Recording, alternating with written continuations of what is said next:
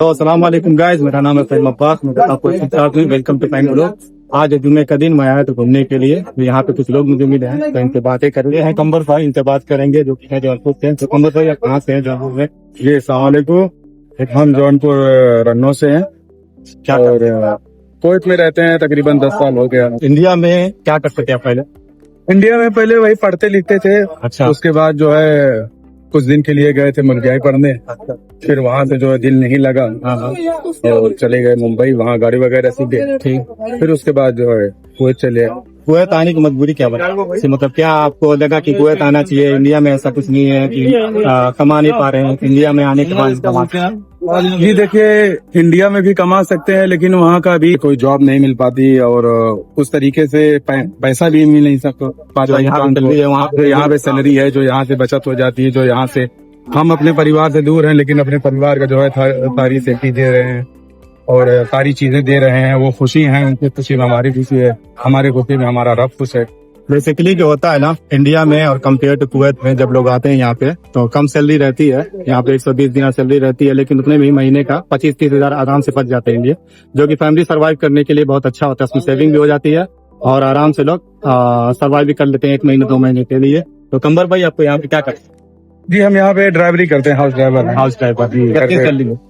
Starting में तो आए थे जो है तो 160 दिनार थी। अच्छा। अभी माशाल्लाह से जो है बढ़ा के 190 दिनार कर रहा तो अगर कंपेयर किया जाए ड्राइविंग में और बाहर के काम में, तो आपको क्या समझ में आता है? आदमी को बाहर काम में आना चाहिए या ड्राइविंग में आना चाहिए? है। देखिए बाहर का, और अगर आपके पास कोई हुनर है, आप कोई जानते हैं ऐसा काम, जैसे आप गैराज का काम जानते हैं या तो आप जो है इंजीनियर का काम जानते हैं या तो आप जो है यानी पढ़े लिखे ज्यादा हैं, ऊंची पोस्ट में इंजीनियर हैं, आपके पास सर्टिफिकेट है, तो आप बाहर पे आएंगे, उसमें आपका पैसा जो है ज्यादा लगता है। ज्यादा लगने की वजह से इस हिसाब से आपको यहाँ आने में थोड़ा यानी उसको कन्वर्ट करने में, पैसे में और करने में तकरीबन 2 से 2.5 लाख आपको रह जाएगा। और एक ड्राइवरी वाला काम है जो है उसमें इंसान थोड़े से ही पैसे लगा के आ जाता है और या अपने परिवार का जो हिस्सा बना रहता है कि नहीं, परिवार को खर्चा देना है, खर्चा देना है।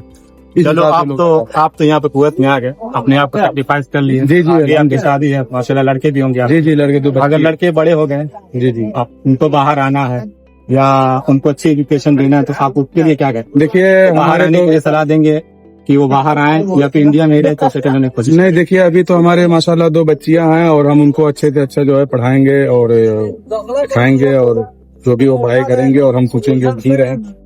हम यहाँ आ गए हैं लेकिन वो लोग को वहीं पढ़ा के बाद नहीं देना चाहते। बहुत सही है। अब अपने लोगों को क्या मैसेज देना चाहेंगे जो बाहर इंडिया में है और बाहर आना चाहते हैं? वो किस काम में आए या क्या ऐसा करें कि यहाँ पे आने के बाद? भाई देखिए, ये फहीम भाई का ब्लॉग है, इसको आप शेयर और लाइक सब्सक्राइब करिए ज्यादा से ज्यादा। और दूसरी बात, अगर जो भी इंसान आना चाह रहा है, अगर गल्फ कंट्री में कहीं भी जाना चाह रहा है, कोई दुबई, कतर, ओमान, मस्कत, तो अगर उसके पास सर्टिफिकेट है या उसके कोई जानकारी हुनर है तो वो उसमें आगे लगाए, लेकिन और कोई काम में ना आए। जो अगर 15 से 20 हजार रुपए कमा रहा है तो अपने परिवार के साथ रहे, यहाँ आने की जरूरत नहीं।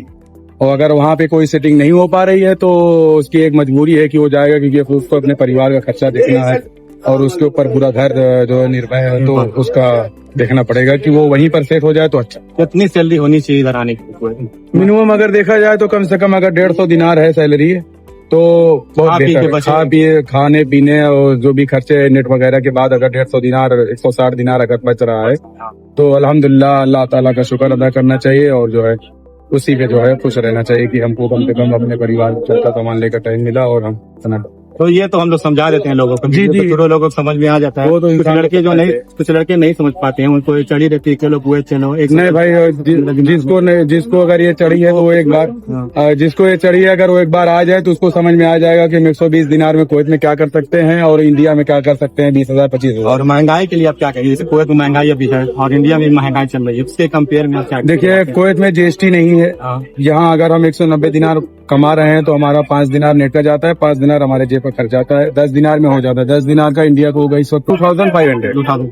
और इंडिया में ऐसा नहीं हो सकता। इंडिया में एक आदमी का पर्सनल खर्चा जो होता है कम से कम वो 5 से 10 हजार। तो ये इंडिया और कुवैत से कंपेयर है कि यहाँ बेहतर है। तो यहाँ जीएसटी नहीं है, इंडिया में अपने जीएसटी।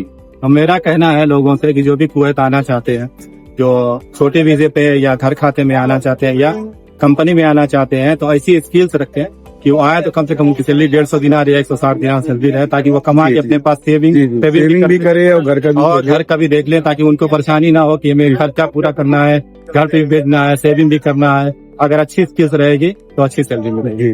तो कमर भाई मिलकर आपसे बहुत अच्छा लगा।